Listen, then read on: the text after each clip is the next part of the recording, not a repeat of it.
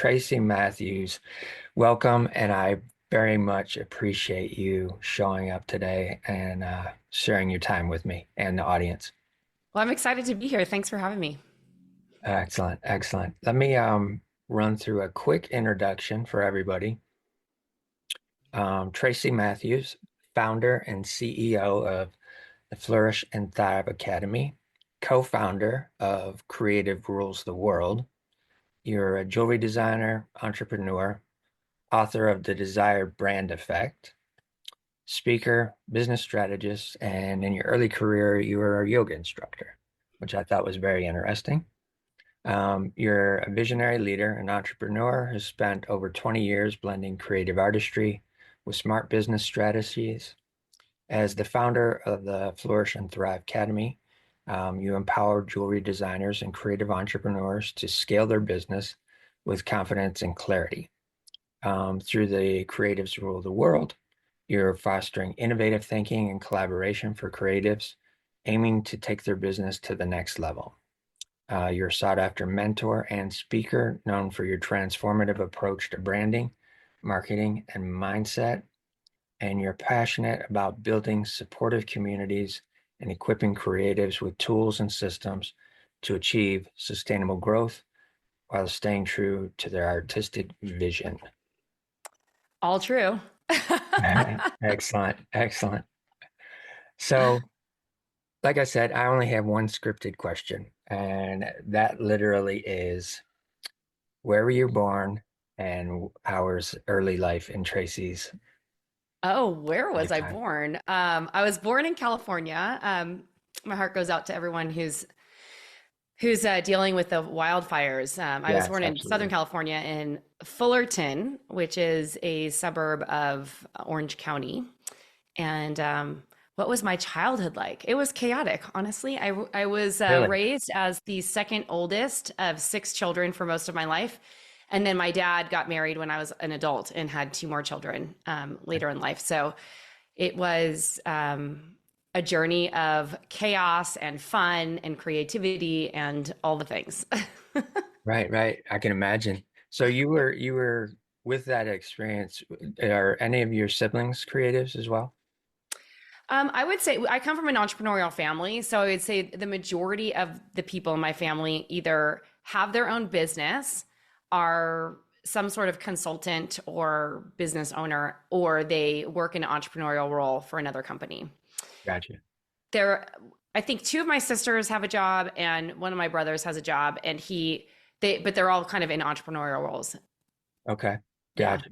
Gotcha. They're entrepreneurs, I guess we would call Entrepreneur, yeah. that. For sure. Yeah. The how was elementary school for you? How was it? Well, I went to Catholic school, so it was Okay. Had a little bit of what you'd structure. expect Catholic school to be. It was a small Catholic school. I don't know, maybe like 20 people in our classes. I Okay. don't remember a lot of my childhood actually, probably because it was so chaotic. But I remember like what I remember about elementary school. Well, I remember the nuns. I remember certain incidences that happened. Like this is a funny one. One of my friends, I'm still friends with her today, but like she cut off a lock of our teacher's hair and Oh, made wow. a like I don't think she really knew what she was doing, but she made a voodoo doll with it, and we all thought it Oh, was like such a joke. Not because of anything. I mean, when you look back at that, it's so mean. Like she cut off this woman had like very long hair, but it's just like the crazy things that kids do, right? So sure. um, a lot of my, I would say from first to sixth grade was spent daydreaming, honestly, Really? because I was diagnosed as an adult with dyslexia, and it makes sense because a lot of the members of my family have dyslexia.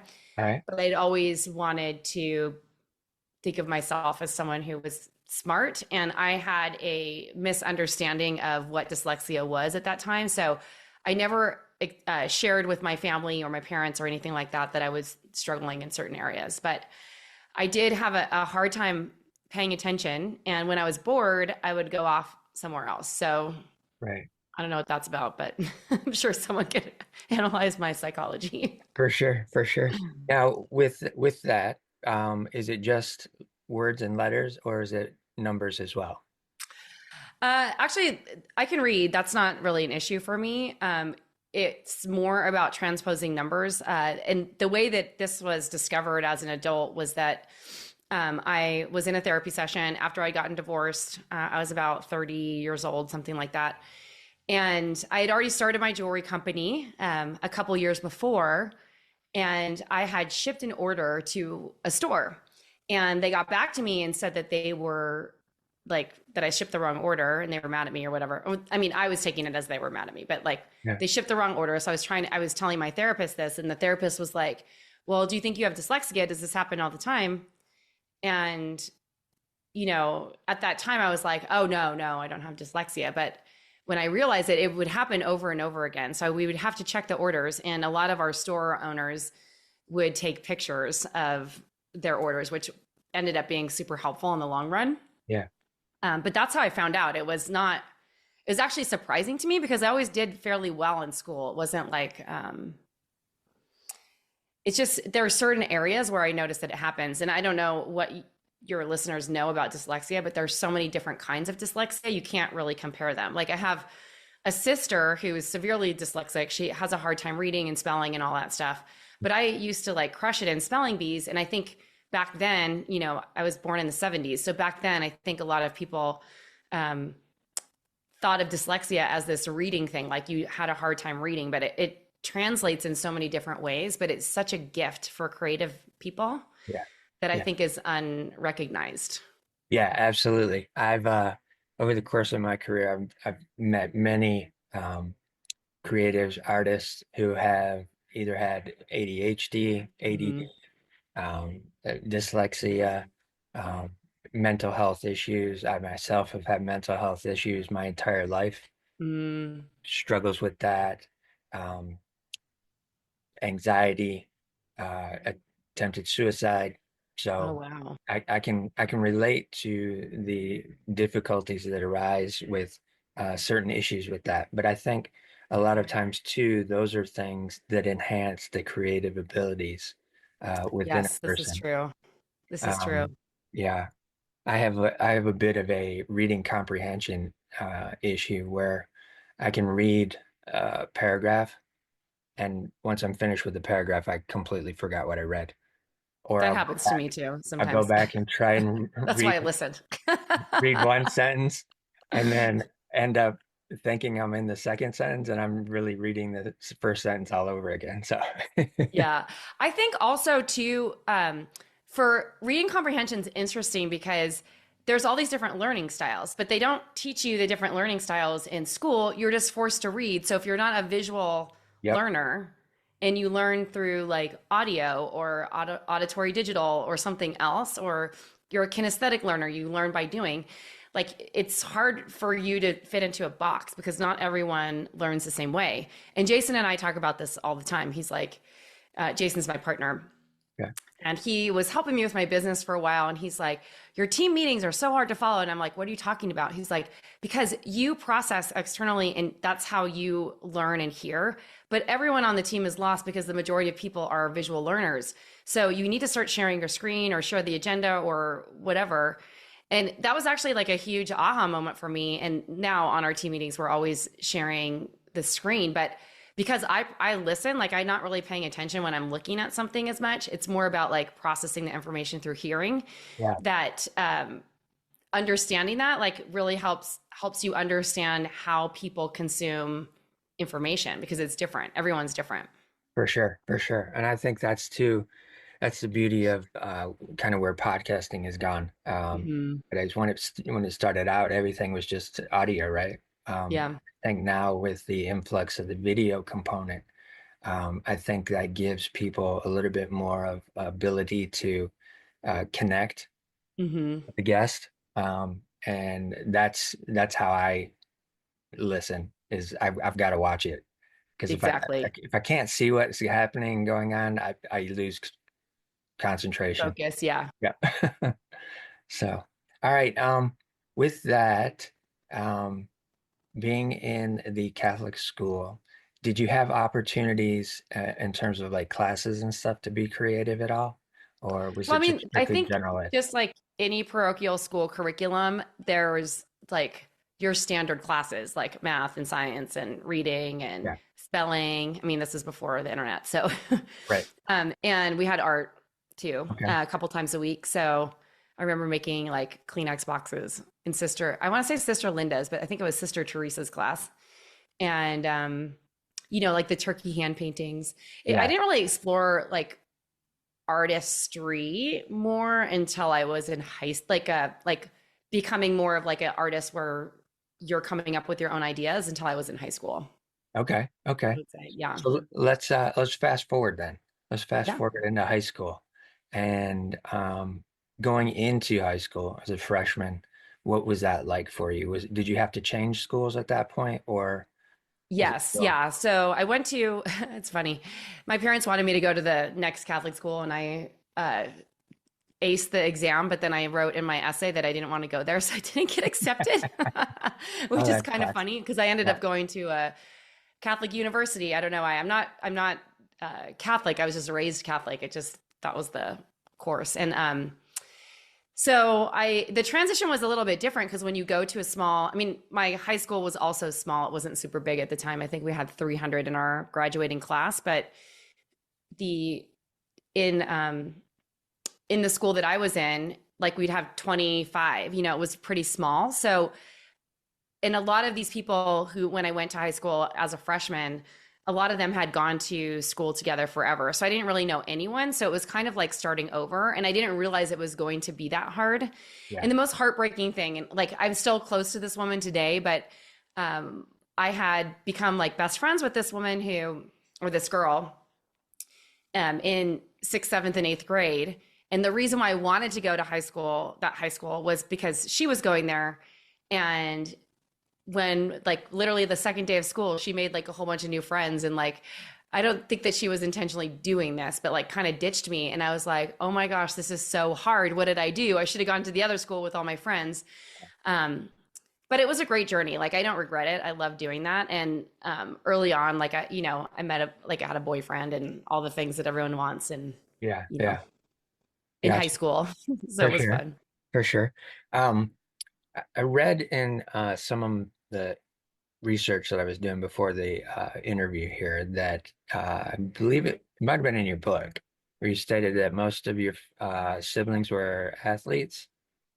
Yes. I come from a very athletic family. At least the first six that I grew up with, they're all exceptional athletes. My Yeah. brother played professional football. My younger sister was very good at soccer when she was playing. My older sister played basketball all the way through college.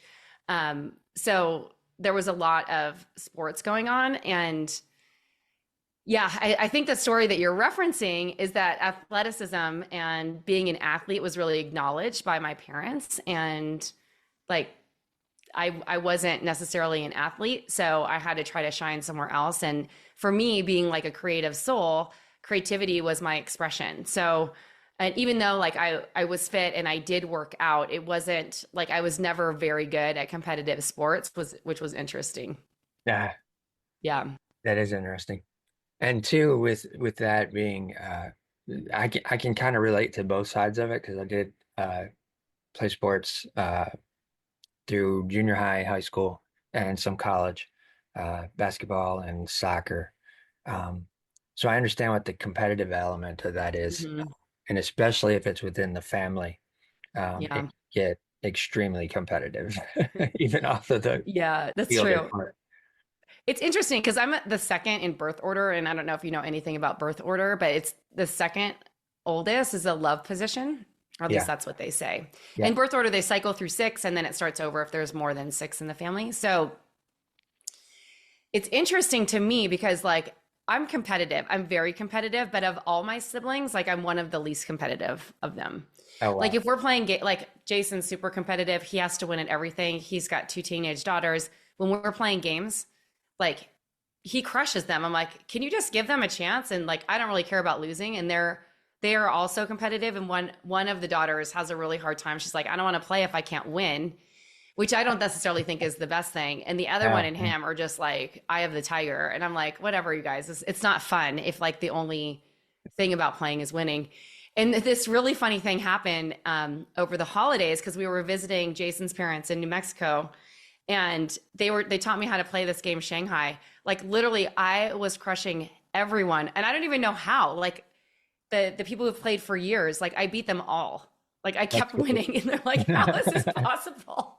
That's It's great. so funny, and it That's didn't great. like it wasn't even like phasing me. Like it was more to me like hilarious that I kept winning. I was like, oh, this is great. Because I honestly don't care either way when it comes to certain things. And I think part of the reason why I'm probably like that is because I wanted to be good at sports when I was younger. Hmm. I wanted to get that attention from my um, dad, especially probably like, go Yeah. into my psyche. He like really, that was kind of like the thing that he went to was sports games. Okay. And because I just wasn't naturally gifted at like team sports, I just got okay with the fact that like, all right, well, you might lose sometimes. That's just part of it. Yeah. Yeah. Exactly. Well, and two, I think it's an interesting point. Um, even if you didn't like excel to a level that maybe your siblings did, um, I have a feeling that that probably gave you some particular concept of teams and working with a team, and Yes, potentially how that plays mm, out into your creative career over the businesses and stuff that you have. right. This is true. Although running, like playing on a team, being a team player is very different than leading a team because you're For like the sure. coach, right? Yep. So Yep. I have a lot of opportunity always. I feel like that's like one of my biggest growth areas is leadership. And I say that because like at every stage that I've gotten in business, I've been an entrepreneur for over 30 years. I've had two different jewelry lines, probably launch another one this year. It's on my vision board. I've launched two coaching companies now and launching a brand new offer in a different business in a couple of months. And one thing that I know is that you have to suck up a lot being a leader because like you're as a business owner and someone who is out there like making it rain and like creating impact and supporting people and changing people's lives in your way, right? Because I do truly do believe that all artists are changing people's lives with the art that they create when someone buys their work. The impact might be a little bit different than you think, but it's powerful, like what we're able to do. And leadership is interesting because you're taking all the risks, you have all the stress, you have all the financial responsibility. It's like either a big win or it's sometimes a massive loss.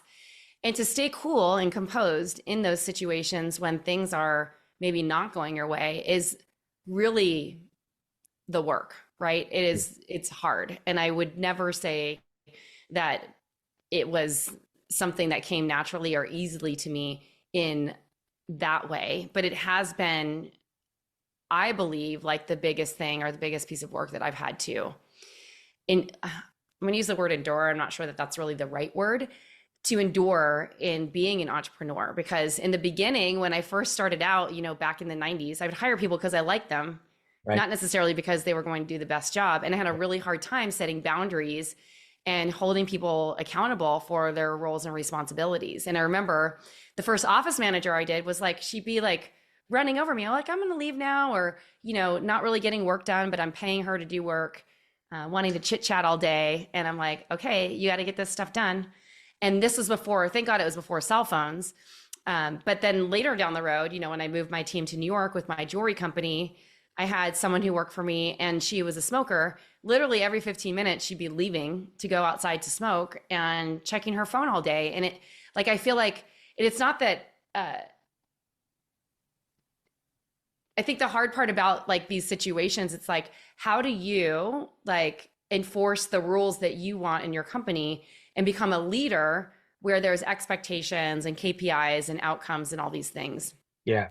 And so the reason why I'm even sharing any of this is just because it's been a journey. Like it hasn't always come naturally or easily. And I've gotten better as I've gotten older, but I'm emotional and I'm creative. And, there is a time and place for all those things, but it's hard when it comes up in the workplace because you're human at the end of the day, right? You're not a robot.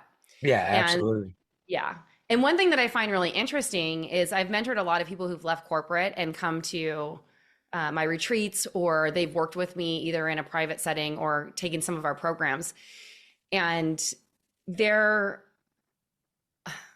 one of my students who's come to some of my retreats. I do a lot of like they're like business masterminds, but there's a lot of personal development and growth development in Yep. them. Yep. Introspection. Introspection, yes. And there's a couple that come from corporate. They have a really hard time like expressing their Yep. emotions or feeling like that there's anything to really work on because they were shut down Yeah. early Yep. on in their career. Like emotions are not allowed Right. in the Right. workplace. It's either this or that. You must be buttoned up and professional and all these things. And as artists, I feel like we're so different because part of what makes our art so amazing and part of what makes us so incredible at the work that we do is that creative juice that we have. And a lot of times it's emotionally backed. So Yeah. it's hard to sometimes contain the emotion. I don't know. No, for My sure. feeling. Absolutely. Leadership is the my growth area. Yeah. No, that's great. That's great. I relate to that a lot.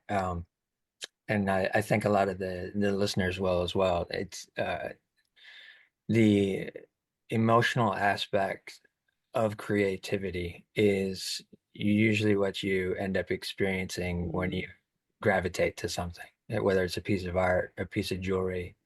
Um, it, my opinion of it is that you're gravitating to the energy that's coming off of the piece, um, not necessarily all the time because of who it is, or how much it is or any of that type of stuff. Right. You're connecting with it in a different way. So that's amazing that you're able to see that as well.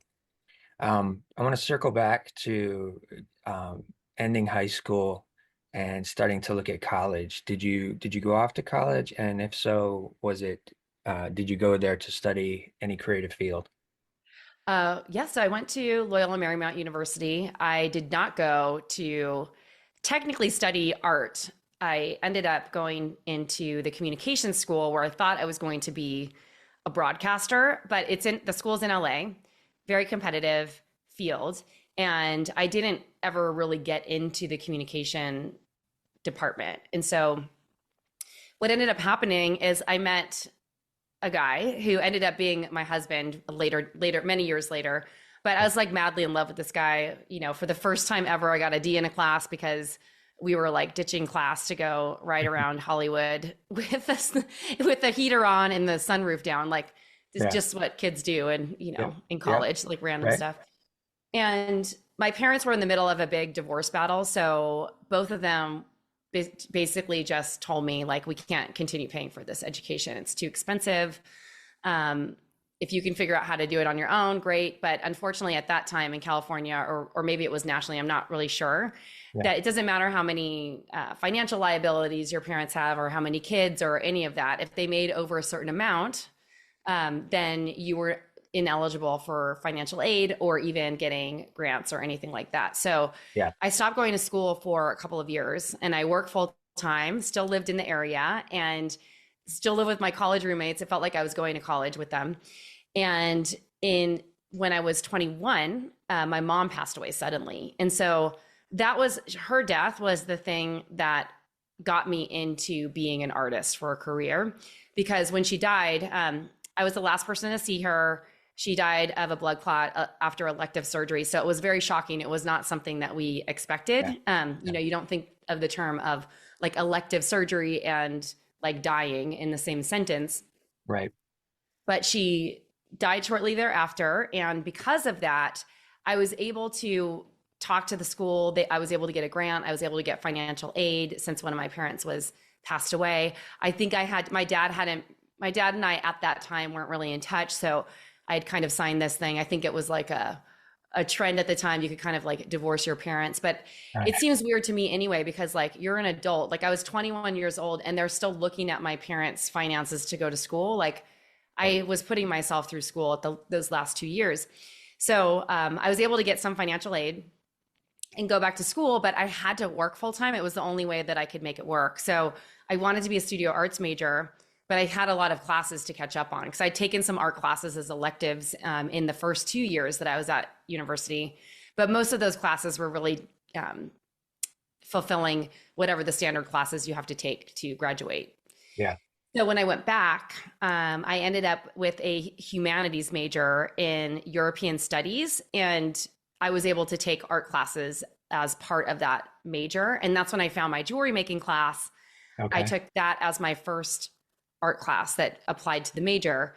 And I found out that I was like naturally gifted at it. It was very random and unexpected. I always thought that I was going to own a boutique and have a retail store. I thought that that was going to be my career or my path. And then ultimately, I ended up going the other way and being one of the designers that the retail stores carried. And I loved it. And Okay. this was in the 90s. I think this was like 1991 to 9. I graduated from um, high school in 89. So I think, yeah, from like 1991 to like 95 or so was when this was all happening. And um, I was working in stores, boutiques at the time, and this was the beginning of the independent designer scene for jewelry. And this was way before Etsy or way before a lot of these platforms out there. And it was so cool to see some of these emerging artists come on the scene where they were making really unique pieces that you wouldn't see in like a department store or something. Right. And I was really inspired by it. So I decided, I'm like, well, I'm going to try to do this. I started making some jewelry on the side, and my friends wanted to buy it. Then people I didn't know wanted to buy it. So I had a side hustle for, I don't know how many years, maybe 7 years before I went full time Okay. and did it full time. Yeah, it was fun. Nice. Nice. Now, was this in the LA area as well? Yeah, but at this time I was living in LA. Okay. Um, I got married when I was in my mid 20s, so like 25. And then after we got married, we moved to San Francisco Bay Area. And Okay. that's where we set our roots. And I'm saying we because me and my ex-husband, Sure. Yeah. we set our roots there, had a cute little apartment in the marina in San Francisco. And then we, once Mike got a job, we ended up making the call for me to quit my job at Nordstrom because I was working in retail. Okay. And that's when I started the business full time. And it was very scary. I didn't really know what I was doing. I just did it and figured it out along the way. Yeah, that's an interesting element that I don't think a lot of creatives look at or are even willing to take that kind of a jump or leap. Mhm. Um, but it's absolutely a possibility. And I just want the listeners to be able to recognize that you can take that leap of faith and you can believe in yourself. I know that's the only way that I have succeeded is because Yeah, I've seen something and I said I want to do that and I just dove in. And right. the only saving grace for me was the fact I knew I could draw what I wanted to see as a finished product. Oh, cool. So I never had uh, any reservations about diving into any industry that I've worked in. I just did it. So I get that for sure. And with that, starting out, was it rough going at first? Was it a lot of fumbles, a lot of trial and error? Yeah, it was a different time. At that time True, in very true. space, it was probably 1998 when I think it was 1998 when I started my business, or I Yeah, know it was. And I rented this little 100 square foot little office space yeah, that yeah, probably is the size of the space I'm in right now, yeah, my office at my studio. yeah. And I would show up every day not knowing what to do. I had a phone book. I would try to look up stores. I would reach out to my friends asking them like, where do you sell your sweaters to, or where do you sell your handbags to? Just trying to figure out what the stores were because this was before the internet. Yes. And no one was using the internet to put their retail store on it. This was really back to Main Street where people had shops on Main Street and you would go and buy everything from a store. Yeah. So there was a huge learning curve. But at a certain point, I was married at the time. We had limited funds. I mean, we were just starting out our life. We weren't making Yeah. a lot of money. And I did have a little bit of money saved. So that was the thing that kind of floated me in the beginning, made it less stressful for me to have to like try to figure it out in the beginning. But there came a certain point where my ex-husband was like, you need to start making money or you're going to have to go back to your job at Nordstrom. Like, I can't, like, this was not the deal we made. Right, Like, right. Yeah, I was going to have some secure finances coming in, but you still have to do that too. And right. you got to figure this out or you don't. So I had to kind of figure out how to schedule my time, because one of the things that became super challenging as a new full-time business owner, mind you, I'd been doing this on the side, and Yeah, it was very easy for me to do on the side because I'm like, oh, I'll just have a jewelry party. I wear my jewelry. People want to buy it off my neck. Like, all of that was very easy. Do some shows here and there, yeah, sell the jewelry, right? yeah. But having to go and like create your own schedule and make it rain for yourself was really hard. And so I would, once that kind of happened, it lit a fire under my ass, excuse me, to make it rain. And so I would show up every day. I would started working on the most important things that I had to get done in the beginning of the day, meaning picking up the phone, shaking, feeling like I was going to throw up, and calling stores and asking for appointments, sending out line sheets, all the things, walking, up and down the main streets, finding what stores I wanted to sell to, and trying to make appointments to sell to them. And a lot of times, and this is the hardest part about it, you show up, you're so excited, you're trying to look professional, you have your POs, the whole thing. And a lot of times they would say no in the beginning because you don't really know what you're doing. Yeah. And I was so passionate about what I was doing, and I knew that the end consumer liked it. So I knew that it wasn't that I didn't have the talent as an artist. I knew how my instructor in college, my jewelry instructor said to me, Tracy, you have something that a lot of people don't. Like, you have this skill set of how to make the jewelry, but also you have an eye for what's trending now. And that combination, Yeah. which was very interesting for her to say, because it comes from like, more of an art jewelry background, and academia is very different than like jewelry that's sold in production. Yeah. So it was kind of shocking to hear her say that, because most of the people that she was mentoring really were just going to go and make pieces that no one ever wore and they sat in a closet.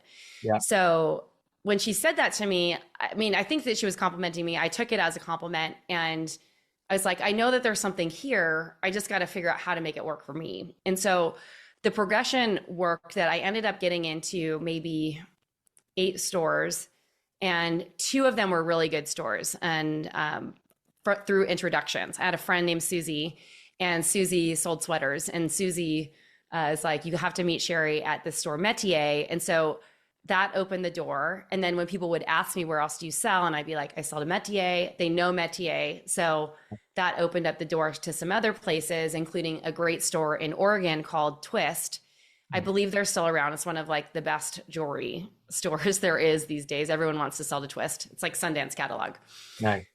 And being in those 2 stores, I ended up getting some recognition because some reps found me, and then they wanted to sell my product. And so I would say my first year in business, and this is, mind you, back in the 90s, early 2000s, I somehow scrounged together making $50,000. I have no idea how, but I did.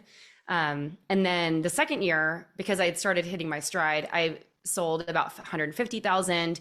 And then the next year, 300. So it's just started to snowball, because once I got into those doors, it opened the door for all these other places, which became, when the floodgates started to open, and that brand really started growing. Yeah, for sure, for sure. Mhm. The At that point into the second year, obviously you're in more stores, so you're having to produce more. Are you Mhm. doing that all on your own, or had you figured out at that time to potentially either hire people in or outsource to a manufacturing company?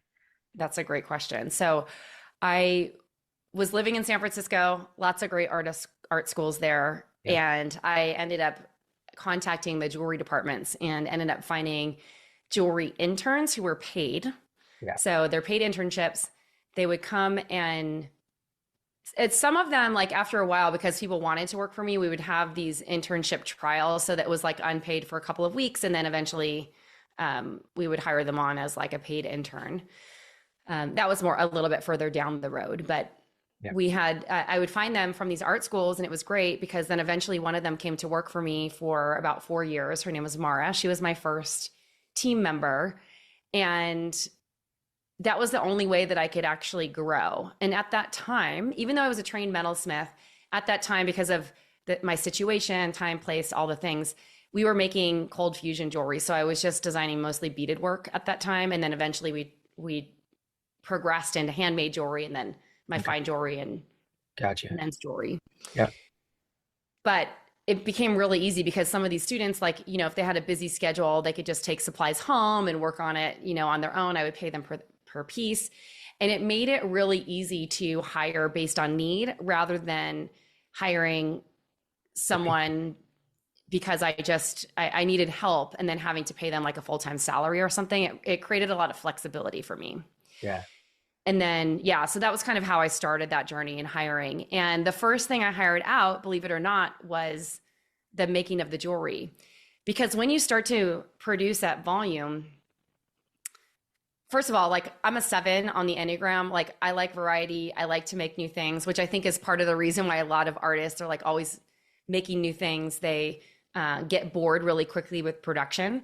Yeah. But to have a successful, thriving business, it's much easier to be able to produce multiples of the same thing than reinventing the wheel every single time. Exactly. So I got around that by me designing the samples, and then my team would be the people who actually made the jewelry for the production. And it was a perfect win-win. I got to focus on the areas of the business that I liked the most, which actually ended up being sales and marketing and traveling to the shows and doing all of those things. And then I had other people supporting behind the scenes with the actual making of the pieces. Okay. Excellent. And I think that that's a key bit of information for the listeners and creatives that are out there that are trying to go into a creative field where they're going to have to end up scaling the Mm-hmm. product or whatever they're creating, is that there's multiple ways to get moving, and also to be able to figure out what is the thing that I want to focus on versus what is the Mm-hmm. possibility of the thing that I can just outsource a little bit or hire some Right. to just handle that element of it. Right. If you're the creative and the money is short and you're trying to do everything, that in and of itself is just high stress, Mm-hmm. high difficulty. But getting into your second year where you're making double the first year, Yeah. you're starting to realize, okay, I can start letting go of some of the control of this and Right. allowing somebody else to have some of it. Because I know, being a creative myself, at the first start of it, I wanted to control everything. I wanted to make sure it was perfect, had to be done the specific way Mm-hmm. all the way up. Not till later on did I finally get it through my head that, hey, the imperfections that I see are not going to be what the public sees. Right. So Right. that's I wanted to bring that out for the listeners who are. Go Can ahead. I add to that Yeah, as well? absolutely. Yes. So the one thing that I see a lot of people, especially artists and creative, the first thing they want to hire out is sales. And I tell you, that's like the worst thing to hire out first Yeah.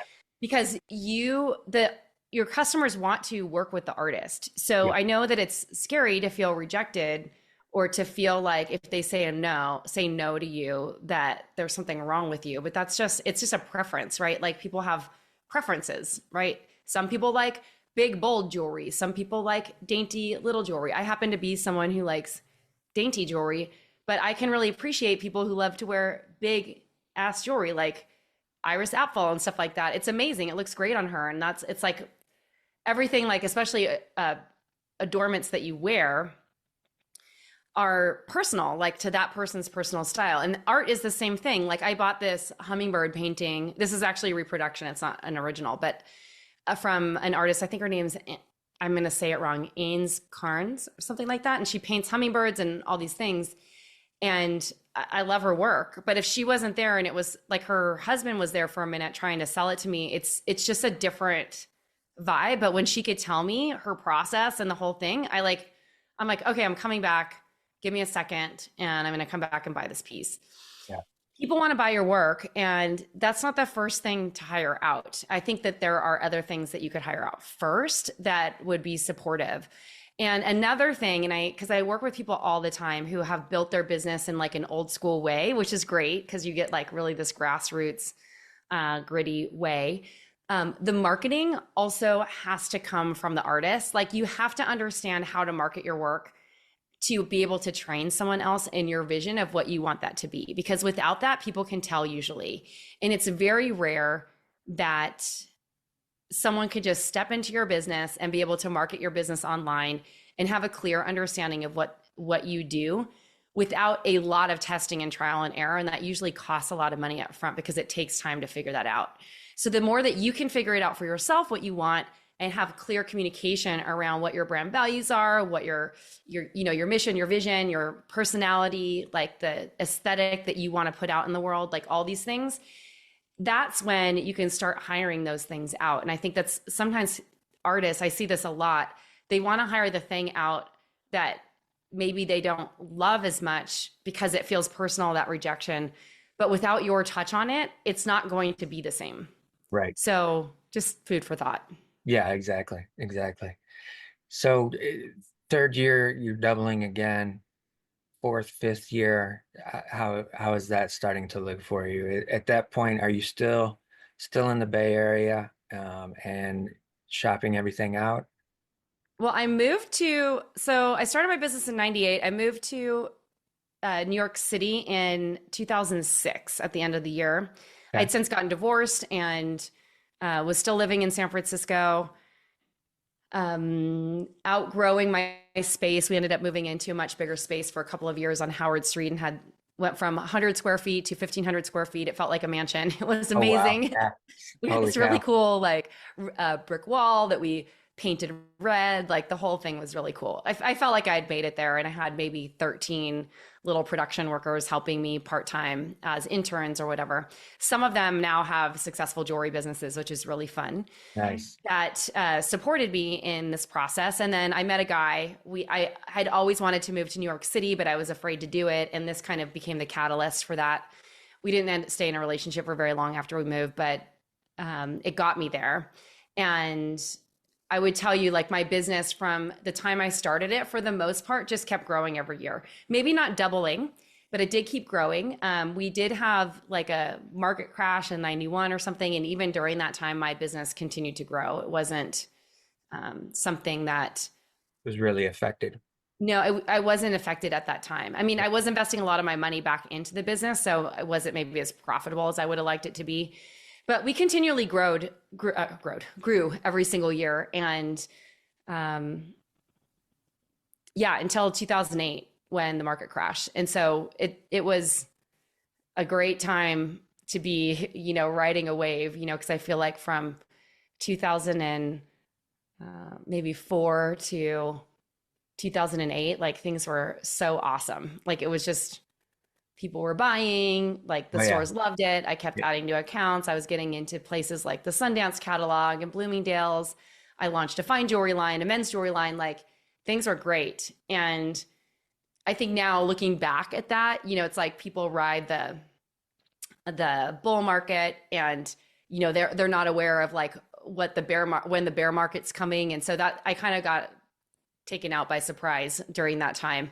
Yeah. And it was funny because I had some friends in New York that work in finance, and they're like, oh, terrible things are coming. I'm like, you're so pessimistic. Like, stay positive. Everything's going to be fine. And then 2 months later, my entire business gets wiped out when the market crashed in 2008. But, Yeah. Yeah. just I And think a lot of people had that same problem. for sure, absolutely.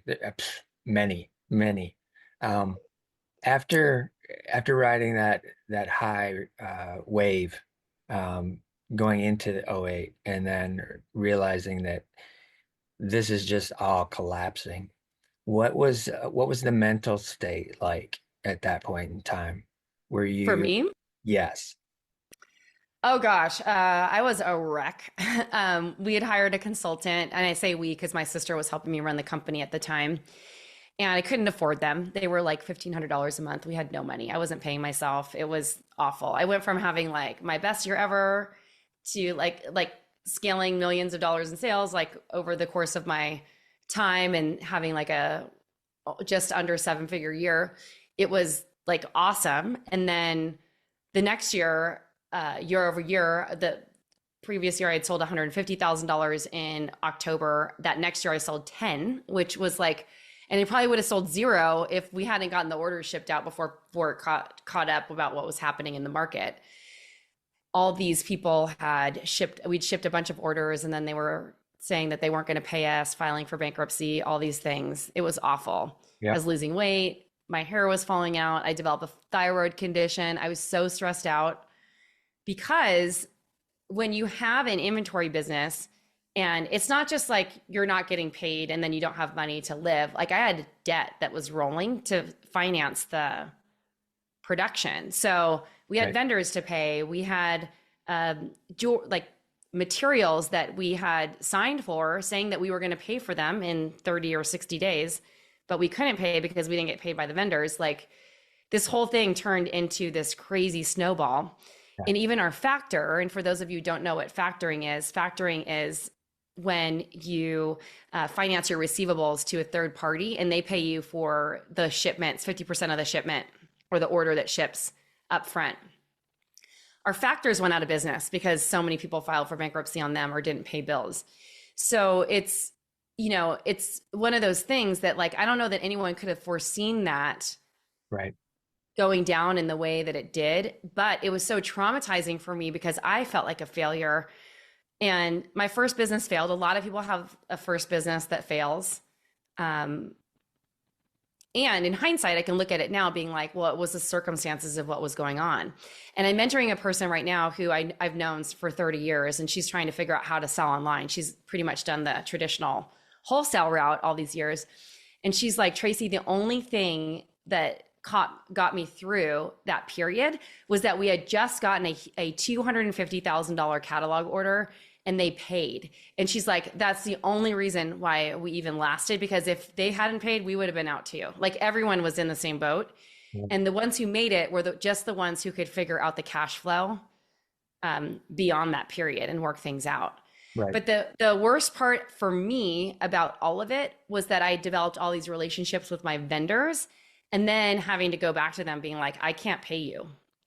There's nothing I can do. And just feeling like, you'd spent 9, 10, 11 years developing relationships with Right. gemstone vendors, materials vendors, and all these people. And Exactly. then you feel bad because they also have a small business that they're trying to keep Yeah. going. And it's the snowball effect, right?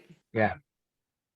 What was the light, if there was one, during that period of time when I can imagine it was dark as could be, because you're watching everything just crumble around, Yeah. fall apart.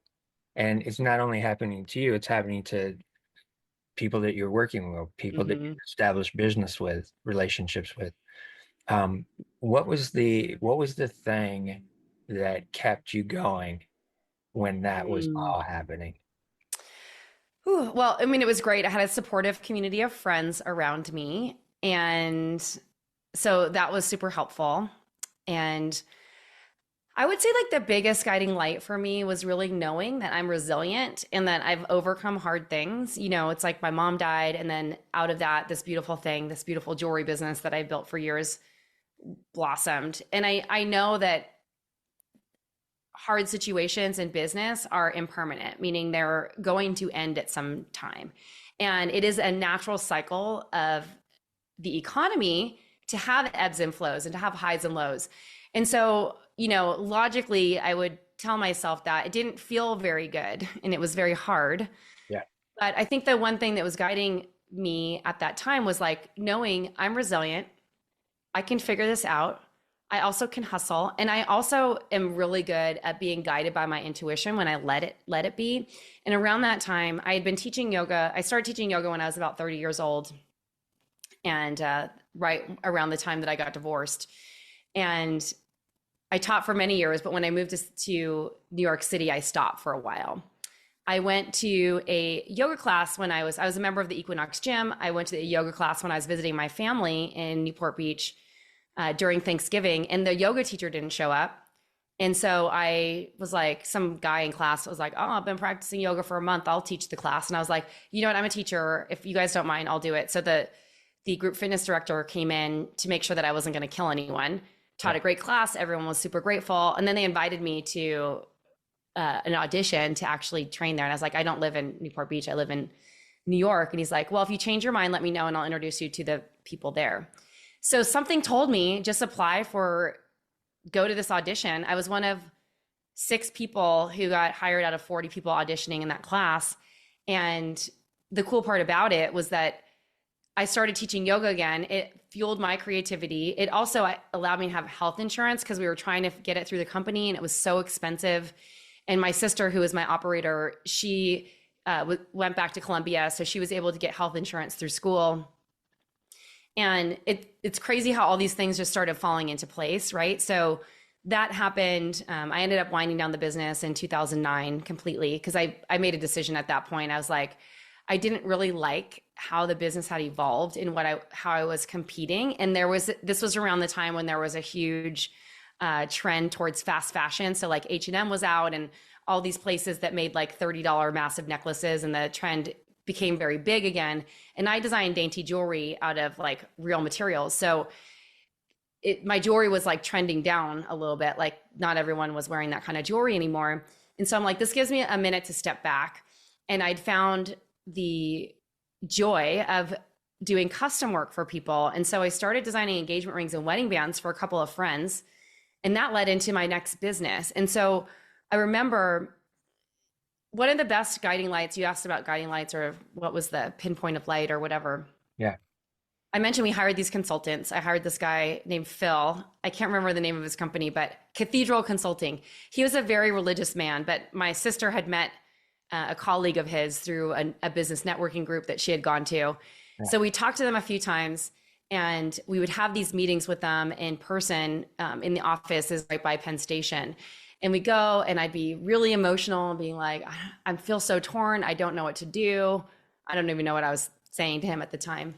And he would speak in parables and show these stories from the Bible, which didn't really land or resonate with me at the time, except for the beautiful storytelling. I mean, the stories landed, but the fact that they were coming from the Bible weren't really like landing with me at the time. But I found it really beautiful because he could always weave it back. He's like, "Tracy, you have a choice right now. You don't have to keep this business going. You can close it. Yeah. You could file for bankruptcy. You could do all these things. You have a choice. Yeah. And just because you started doing it this one way doesn't mean you have to continue doing it this other way. Yeah. So rethink it, reimagine it, Yep. reinvent yourself." And that was one of like my first massive reinventions in my career. And I sat down and it took me a minute, but I'm like, how could I do this? I don't necessarily want to be a full-time yoga instructor because I know how much money they make. It's not great money. I still love jewelry, but I don't want to do it the way that I was doing it because the stress of like paying for the shows and running that rat race and all that stuff was so stressful for me. What is a different way that I could do this thing that I love? And that's when I decided to launch my custom jewelry company. And so I officially launched that in 2010. And having those little bouts of like creative expression, like being able to teach yoga and having someone who to like sound off of and be able to talk to about things that made me, that he actually even though he couldn't relate. I mean, he worked for big corporations, but he was great at consulting small businesses. And he reminded me that we had a choice. Like I wasn't destined to this. And also everyone's thinking about themselves. They're not really looking at you. It's not like my business was so big that everyone's like, "Oh my gosh, Tracy Matthews' business went out of business." I just, I think a lot of it, I was like concerned about what people would think of me. Yeah. And no one really cares. And they understand. Like you look in hindsight, anyone I talk to today, they're like, "You're so brave for sharing the story so early on." And everyone was in the same boat, Tracy. Like just some of us had slightly different circumstances, and that's why we made it. Right. Right. But in the darkest moments, there's always this thing that comes out on the other side that brings us to our next iteration of who we are and who we're supposed to be. Yeah, for sure. I want to tie two strings together. Sure. That I found interesting in what you just said. One was the fact that the guy who you were having as the consultant, his company was called Yeah. consulting. And I went And to Catholic school. exactly, that's where I was going. He went to Catholic school. So it's interesting, those things in childhood that we experience and don't always understand why they're there.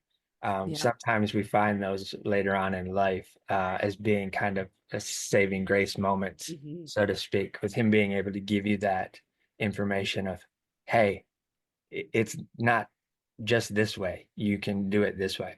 The Hmm. other element that I want to point out is that you saw you saw a way for you to pivot. And that's one of the things that I try to bring out with clients that I work with that feel stuck, feel like they're not getting anywhere with what they're going. Hmm. But I always try to look at what they have done and what they can do. And a lot of times they don't even realize that they can pivot into another form of their creativity and then Hmm. just move forward in it. And a lot of times it's a lot more rewarding, it's a lot more enjoyable, a lot less stressful. Right. I find that those are the things that allow them to move on and move forward. Um, you had mentioned that you have these elements where within your career they're like transformational and you're kind of up leveling to a different you, a new you kind of a thing. And Hmm. you had made a post the other day that you're kind of going through that right now. With a Yeah. little bit of time that we have left, could you share a little bit of what Sure. that's looking like?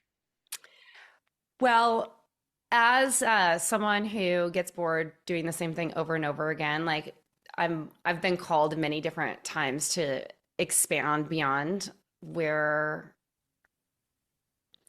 to stretch myself beyond what I know. And so I've had this, I wrote a book, which I see, I just noticed that you have my book behind you. Yeah, thank you. I have it too. Product I wrote a placement. book a couple of years ago called The Desire Brand Effect, Stand Out in a Saturated Market with a Timeless Jewelry Brand. And if you're an artist or any type of business owner in a creative field, I think this book would be really valuable for you. Even though I speak through the lens of jewelry, it's just use the tools to cater to your business. It's great. Yeah. I wrote that book, and that felt like the height and the crescendo of where I was with my coaching for jewelry marketing. And I love my community, and we have a great business over at Flourish and Thrive. But I felt this tug and pull to expand what I know and to support a bigger audience. And so I'm 53 now, and I'm mentioning that because there are many women who are from the age of like early 40s all the way through 60 who are in this, and men too, I'm sure, in Yes. this process of feeling like, what's next? You know, I've done this thing, like I've kind of done what I can with this thing that I built. What's next? Yeah. And they're being called in to do something else, but for whatever reason, what they know is the safer bet or easier to fall into, but Right. they are being called in Yeah. this new direction. Yeah. And so for a long time, since the time the year that I launched my book in 2021, I had this vision during like a healing journey that I was going to be mentoring children. And it came to me through many different, um, Opportunities. well, not opportunities, but just different sources. Like I was Okay. in Yeah. my meditation, I was doing it like in a journey. I would have an intuitive say, like, I see children around you. And like at that, like I was already at a point where I'm like, I'm too old to have my own children. That's not what this is saying. And I love kid energy. I come from a huge family. As I told you earlier, I have 23 nieces and nephews. We have another one on the way. It's wonderful. I love mentoring my nieces and nephews and seeing what they're capable of. Kids are amazing. They're so funny. And as someone who was dyslexic growing up and not even knowing it, and probably ADHD and all these other things where I had a hard time focusing, you know, going down a traditional career path, like everyone's like, what do you want to be when you grow up? And like, I could never really answer that question. I'm like, I want to design wedding dresses. Like, that's what I wanted to do. Yeah. Didn't know how to do it, but like, you know, it's like, I could never think the traditional path, and everyone's telling you need to go. My dad would say, you're argumentative or you like to debate, so you should be an attorney. And I was like, that sounds boring, but like, okay, maybe I'll think about that. And it wasn't until like I actually landed in a class doing something that I was passionate about, that I had felt like I knew what I wanted to do when I grew up. And it wasn't until I was 21 years old, 22 years old, that I even found that out. Yeah. And so on this reflection, there's a lot of people who have, and I don't like using, dyslexia or any ADHD or any of these things as excuses as to why you're a certain way or not, because I think that there's gifts in everything. Like Okay. Jason and I talk about this because he's more closer to the autistic spectrum. He's very analytical, literal Okay. thinker, Yeah. and I'm a more of a gist person. So there's gifts to both of those. Like he can analyze and find problems in things that like I could never identify because I don't think that way. Right. So everyone has their unique gifts, right? But it's like, what's the best expression of those gifts? And some people are groomed and are best designed by the way that they are built internally to go work for someone else. They are going to find more stability. They're going to be able to just, follow instructions. They prefer that. They just want to kind of show up and do what they're told. Some people like that. That's what they're meant to be doing. Other people are here to bring ideas into the world. And I think in traditional school systems, I mean, it's changing now. There's a lot of these amazing schools that some of my friends send their schools to, like Acton Academy and some of the Williamsburg, some of these other schools that allow the children to kind of like be guided in their own direction of what they want to explore, which is amazing. But not everyone can afford to send their kids to an Acton Academy. They have to go to public school. Right.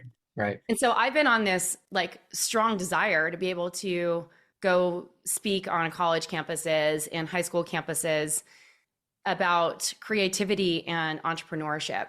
And so I am moving in that direction. It's something that I will be doing. But in this process of reinvention, also, I want to be supporting women in a bigger way through their reinvention process, because I've reinvented myself probably like 5 or 6 times in my life already. I'm a 6'3" generator on human design. I have the 3 line, which means that all I do is do things on trial and error. And not everyone is as comfortable taking risks like that and trying to figure it out on their own. And when they are in a process of like wanting to launch something new, or they have a successful business and they want to extend into maybe consulting or something like that, and they don't know how to do it, or they want to, maybe quit their corporate job and start sharing their skills with the world, like that's the community that I want to support. Like one of my friends, Maggie, she's a human design expert. And she's like, I was called to do this. I just left my corporate job and I am so scared. I don't know what I'm doing, but I'm just letting myself be guided in this process. And there's so many people who are stuck in this reinvention process, or they're feeling called to do something and they're not doing anything about it. And so what I'm launching in the spring, in a couple of weeks actually, is a program called The Art of Reinvention. That's the working title. By the time it launches, it might be a little bit different because we're recording this a couple of months before it goes, but that's the planned title for it. And the promise of this program is that you will fully shape your vision and create a vision beyond your vision and complete offerings around whatever this new idea is that you have. And the best part about this is this is all about creating the space for you to get it done. Because like what people don't realize is that when your heart is up to big things and you have a sacred calling and you're feeling called or moved in a direction, like you have to do it if it's that strong. And putting it off is not doing you or the world a service. Like you're doing the world a disservice by not getting out there. And it's being an entrepreneur and going and being a pioneer and doing all these things that feel risky and scary it's not easy, but like if you're feeling that calling, it's time to act. And so I've seen this so much, like so many of my friends in this process of like building a business that they don't like anymore, building a business or a community that feels like they've outgrown it or something like that. And they're asking themselves the question, like, what's next? Like, I feel like I've mastered this thing and I need to be stimulated and figure out how do I pivot my gifts, my talents, and my skill sets into the next thing that is going to make the impact that I want to do. And I kind of think of this as like a program and a platform for people who are here to start movements, or and it's not necessarily like a massive movement, but their kind of movement, right? And for me, my movement is all about allowing younger people to express their creativity and not try to put them in a box, because that box is the thing that, like, we didn't get to this because we kind of skipped over high school a little bit, but when I was in high school, my boyfriend, who I cared about very deeply, like I didn't know better, I was 15, 16 years old, was walking me to my art class, and all of a sudden just drops this on me. He's like, art classes are for stupid people. And I look Whoa. at him, I'm like, you realize you're taking me to a painting class right now? And then, and he like, and because of like the way my brain works, and because I am really driven and wanted to be smart, this is the whole thing why I never expressed that I was having difficulty paying attention in class or focusing, because I wanted to be smart. I didn't want to be put in the other category. I wanted to be in the smart category. Yeah, I yeah, stopped taking art classes for a while because I wanted to be smart. And the best part about this was that I ended up in a biology class for science, because I'm like, oh, well, he takes science. I guess I'll take science because that's what smart people do. yeah. My boyfriend in high school, very smart. He works in biotech now, very cutting edge stuff going on that he was working through. But um, I wanted to be smart like all these other smart people. So I get into bio, and I ended up being one of the only people in the class that got an A plus. And I was like, how? I'm like, I guess I am smart. And I, looking back at it now, I'm like, I think the reason why I did so well is because like 50% of the class was drawing specimens. Mm, It's like you have to have kind of an artistic talent yes, yes. to be able to like draw the specimens. And I remember our phone ringing because the teacher, Mr. Gear, asked for our phone number, and we had an upstairs line, which was like the kids line, and we had the downstairs line. I gave him the upstairs line because I'm like, I don't, I want to make sure I get the, Yeah, something exactly. happens. I pick up the phone, and he's like, "Hi there, it's Mr. Gear. Is Mr. or Mrs. Willard home?" And I was like, and it was me who answered the phone. I was like, no, they're not here right now. Can I take a message? And he's like, is this Tracy? And I was like, yes. And he's like, well, I wanted to call to tell them that you got an A plus in class. And I wanted to be the Wow. person that told your parents, but congratulations, you were only one of five people. Wow. And I was, or three people. I don't remember what it was, but it wasn't very many people who got such a good grade. Right. And I felt for the first time like I was smart after that. But in hindsight, what I realized is like intelligence, smarts, whatever you want to call it, is creativity, because it's your ability to pivot, it's your curiosity, it's your ability to learn new things and be resourceful when you don't have the answers. Right. Yeah. Absolutely. Absolutely. I think that's a perfect place to end this with you today. Mhm. Um, and I appreciate you taking this time. I know you've got some other things you got to go to. But I always want to remind the audience as well to listen to your heart and always be kind to your mind. Thank you, everybody.